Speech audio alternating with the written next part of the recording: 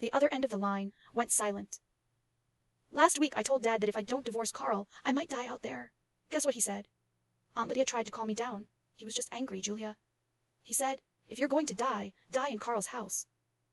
I forced a smile, but it pulled at the wound, making me gasp in pain. Aunt Lydia sighed. Your dad's just worried that Leonel can't find... I get it, I interrupted her. So I need them to understand something too. From now on, my life has nothing to do with them anymore. That night, Carl kicked me out of the house again just because the food was too salty. I curled up on the cold stairs in the hallway, listening to him rant inside, tearing the place apart, and accusing me of hiding more money. I knew that if I didn't leave now, the next time he beat me unconscious, I might not wake up.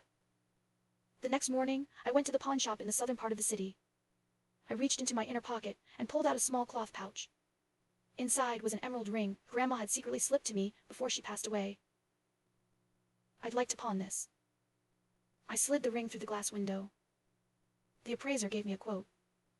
It was much lower than I expected, but I didn't hesitate. Aunt Lydia called again. My mother, Ryla Palmer, probably couldn't swallow her pride, so she must have sent Aunt Lydia to act as the mediator. I was pressing an ice pack to the corner of my mouth when my phone vibrated on the table. Julia, the injuries you showed me in the video. Aunt Lydia's voice was choked. I couldn't sleep at all last night. The melting ice water dripped down my chin. But the date for Leonel's wedding has already been set. She paused before saying, the bride's family said they'll call off the engagement if he doesn't have a house. Your parents are just worried. So she wasn't feeling sorry for me. Aunt Lydia, I cut in. Carl hit me again yesterday. Before he left this morning, he said if I don't have the money tonight, he'll throw me off the balcony.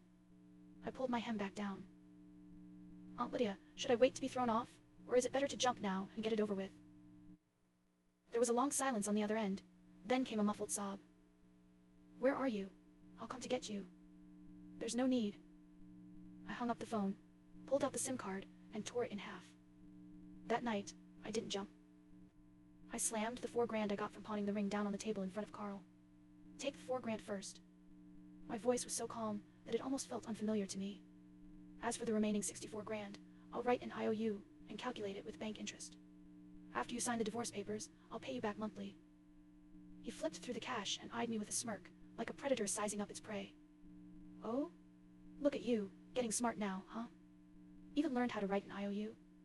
It's fine if you don't want to sign. I pointed at the balcony. I'll jump from there right now. You won't get a single penny, and we'll end up in a mess. Carl stared at me, as if weighing the truth behind my words. Maybe it was the cold emptiness in my eyes that finally scared him, or maybe he just figured out that pushing me to the edge wasn't worth more than an IOU. He sneered and grabbed a pen. Fine, we'll divorce, but the interest is going to be what I say. I didn't flinch as I signed. Once the divorce certificate was in my hands, I started packing.